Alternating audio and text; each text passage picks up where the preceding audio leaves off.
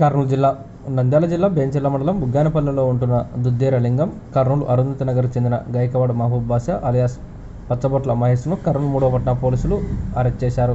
తెలంగాణ రాష్ట్రం సిద్దిపేట జిల్లా కొండపాక మండలం ఎస్సీ కాలనీకి చెందిన దుద్దేర లింగం దొంగతనాలకు అలవాటు పడ్డాడని, అయితే